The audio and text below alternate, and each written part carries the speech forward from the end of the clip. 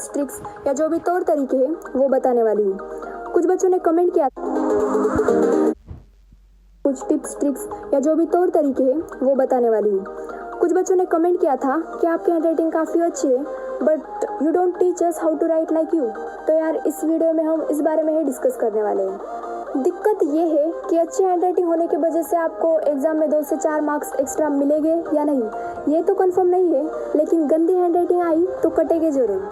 वैसे भी अच्छी हैंडराइटिंग होने के कई प्रोन्स है, प्लस पॉइंट्स है। आपकी अच्छी हैंडराइटिंग देखकर आपके माँ बाप को भी अच्छा लगता है और आप भी काफ़ी अच्छा महसूस करते हो। लेकिन अगर आपकी हैंडराइटिंग गंदी हो और आप उसे अच्छा बनाना चाहते हो तो इस वीडियो को पूरा अंत तक देखिए।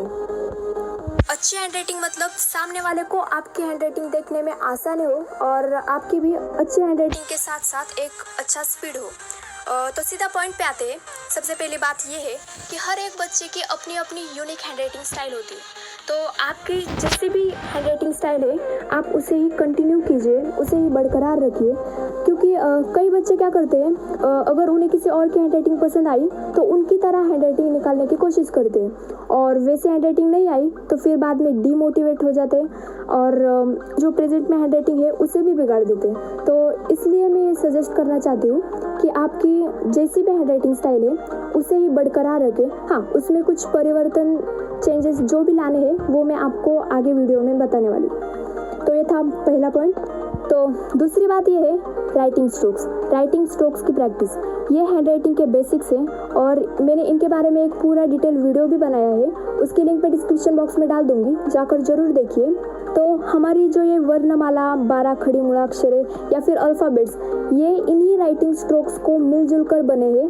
तो मैं हाईली रिकमेंड करना चाहती हूँ कि इन राइटिंग स्ट्रोक्स की अच्छी तरह से प्रैक्टिस कीजिए। शुरुआत में थोड़ा धीरे धीरे लिखिए, बाद में इनके ऊपर आपकी अच्छी तरह से पकड़ आई तो आप समय के साथ आपकी स्पीड भी बढ़ा सकते हो, बट शुरुआत स्लोली कीजिए because perfect practice makes you perfect. तीसरी बात यह है वर्णमाला, मूलाक्षरे, 12 खड़ी या फिर अल्फ़ाबेट, इनकी प्रैक्टिस कीजिए। आप एक काम कर सकते हो, एक पन्ने पे अत्यज्ञ, अ से ज्ञ तक या फिर A to Z अल्फ़ाबेट लिख सकते हो, क्योंकि हर एक बच्चे के 4 से 5 लेटर अक्षर गंदे होते हैं। तो आप आपके जो भी लेटर्स अक्षर गंदे हैं उनको फाइंड आउट कीजिए और उनको पकड़ के उनकी प्रैक्टिस करने में लग जाए। इससे आपके हैंडराइटिंग का जो बेसिक फाउंडेशन है उसमें परफेक्शन आएगी। चौथी बात यह है पेन को आप आगे पीछे ऊपर नीचे आपके कंफर्ट के हिसाब से आप जैसे भी पकड़ते हो वैसे पकड़ो। हर एक बच्चे की अपनी अपनी स्टाइल होती है, कोई ऐसे पकड़ता है तो कोई ऐसे पकड़ता है। बस ये बात ध्यान में रखो कि इन दोनों के बीच में एक ऑप्टिमम डिस्टेंस होना जरूरी है, ज़्यादा आगे भी नहीं और ज़्यादा पीछे भी नहीं, कंफर्टेबल। काफ़ी बच्चे कमेंट में पूछते हैं कि आप कौन सा पेन यूज़ करते हो या फिर हम कौन सा पेन यूज़ करें, कौन सा पेन अच्छा है। तो यार इसके बारे में मैं सिर्फ इतना ही कहना चाहती हूँ कि पेन चाहे 5 का हो या 10 का, 2 से 3 रुपीज़ का हो या फिर 100-200 का, जेल हो, बॉल हो या फिर इंक, ये पेन आपके हैंडराइटिंग पे इतना इम्पैक्ट नहीं डालता जितना कि आपका मूड। अगर आप भी ऐसे पर्सन हो जो आपके हैंडराइटिंग को आपके मूड के हिसाब से चेंज करते रहते हो तो यार शुरुआत में ये बात ध्यान में रखो कि आपका मूड आपके हैंडराइटिंग पे इम्पैक्ट डाले ही ना, आदत डाल लो। अगर आप ऐसे ही प्रैक्टिस करते रहे तो यही प्रैक्टिस आगे चल के आपकी एक अच्छी आदत बनेगी और एक बार आपकी अच्छी आदत बनी तो आपका मूड चाहे कितना भी खराब क्यों ना हो आपके हैंडराइटिंग पे ज़्यादा इम्पैक्ट नहीं डाल पाएगा। और एक बार आपकी हैंडराइटिंग अच्छी हुई तो आप कौन सा पेन यूज़ करते हो ये इतना मैटर नहीं करता।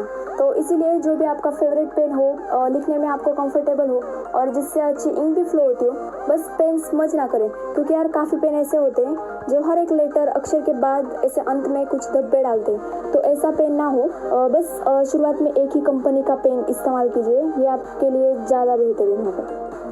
सो anyways coming to the 5th point, 5वीं बात, स्लैंट्स। काफ़ी बच्चे तो स्ट्रेट स्लैंट्स में ही लिखते हैं, लेकिन अगर आप राइट स्लैंट्स में लिखते हो तो पूरे हैंडराइटिंग में वैसे ही निकालें। अगर लेफ्ट स्लैंट्स में लिखते हो तो पूरे हैंडराइटिंग में वैसे ही होने चाहिए, फिर उनमें टेढ़े मेढ़े स्लैंट्स डालने की ज़रूरत नहीं है। काना, मात्रा, वेलांटी, उकार, रफार, ये अक्षरों से छोटे दिखने चाहिए और अक्षर इनसे बड़ा होना चाहिए। मात्रा देने की हर एक बच्चे की अपनी अपनी स्टाइल होती है। अगर आप ऐसे मात्रा देते हो तो सारे हैंडराइटिंग में ऐसे ही निकालें, अगर ऐसे देते हो तो ऐसे।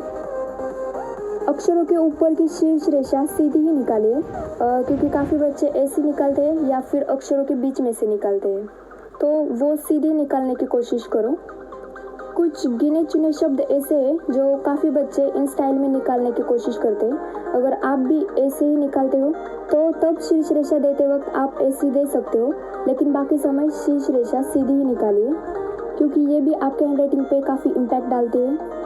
अक्षरों की साइज़ सामान्य ही रखिए, इससे आपकी स्पीड भी अच्छी रहेगी और देखने में अच्छी लगेगी और समझने में भी आसानी होगी। अगर आपने ज़्यादा कम की तो इससे भी समझने में दिक्कतें आएगी, और काफ़ी बड़ी अक्षरों की साइज़ रखिए तो निकालने में काफ़ी देर भी लग सकती है। तो इसलिए अक्षरों की साइज़ सामान्य ही रखिए।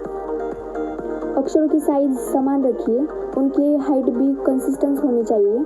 अक्षर के बीच में भी एक अच्छी स्पेसिंग होना ज़रूरी है, ज़्यादा चिपका के भी अच्छे नहीं लगते। वैसे ही दो शब्दों के बीच में भी एक अच्छी स्पेसिंग होना ज़रूरी है, ज़्यादा कम भी अच्छी नहीं लगती और ज़्यादा भी अच्छी नहीं लगती, मीडियम रखिए। तो अक्षरों के बीच में भी ऐसी मीडियम स्पेसिंग रखिए। तो ऐसी और भी कई बातें जो आप सिर्फ देखकर सीख सकते हो। You can observe a lot by just watching, क्योंकि कभी कभी आपको जो आप लिख रहे हो उसे रोकना होगा और बस जो आप लिख रहे हो उस पर एक नज़र डालनी पड़ेगी और ये ढूंढ निकालना होगा कि आप कहाँ पे गलतियाँ कर रहे हो और उनके और सही एक्शंस लेने पड़ेंगे। और यहाँ पे आपका ऑब्जर्वेशन बड़ा काम आने वाला है। यहाँ पे आप किसी और की अच्छी हैंडराइटिंग भी देख सकते हो या फिर मेरे हैंडराइटिंग के ट्यूटोरियल्स, जिनसे कि आप आपके हैंडराइटिंग में जो भी गलतियाँ आप कर रहे हो वो खुद ढूंढ निकाल सकते हो और उनमें बदलाव ला सकते हो, क्योंकि बदलाव लाना ज़रूरी है। काफ़ी बच्चे ऐसे भी होते हैं अपनी तो जैसे तैसे, थोड़ी ऐसे या वैसे, कुछ भी। अगर ऐसे अजीबो अमीर एक्सक्यूजेस हो गए आपके पास तो आपकी हैंडराइटिंग नहीं सुधरने वाली, क्योंकि यार हम बचपन से हैंडराइटिंग की प्रैक्टिस करते आ रहे हैं, इसलिए हमें हैंडराइटिंग के प्रति फोकस रहना पड़ेगा। शुरुआत में थोड़े एफर्ट्स भी डालने पड़ेंगे, बाद में ये सब वर्थ इट है। एग्जाम में भी आपके हैंडराइटिंग का काफ़ी महत्वपूर्ण रोल होता है। एक अच्छे हैंडराइटिंग के साथ साथ एक अच्छा स्पीड होना भी उतना ही ज़रूरी है, नहीं तो राइटिंग गई तेल लेने, बस जितना याद है उतना लिख जाए बस, ऐसी सिचुएशन होती है कभी कभी एग्जाम में। वैसे कई फैक्टर्स मैटर करते हैं, आपका टाइम कितना बचा है, आपको कितने आंसर्स याद है, आपका मूड कैसा है, एग्जाम में माहौल कैसा है, और ऐसे वक्त आपने जो पहले प्रैक्टिस की है वो काम आती है। तो इसलिए एक अच्छे हैंडराइटिंग के साथ साथ अच्छा स्पीड बनाने की भी प्रैक्टिस करो। तो गाइज, ये मेरा पहला वॉइस ओवर वीडियो है। इससे भी पहले मैंने काफ़ी वीडियोस बनाए हैं, लेकिन ये पहला वॉइस ओवर वीडियो है तो इसलिए मैं काफ़ी नर्वस हूँ, लेकिन फिर भी इस वीडियो में मैंने अपना बेस्ट देने की कोशिश की है।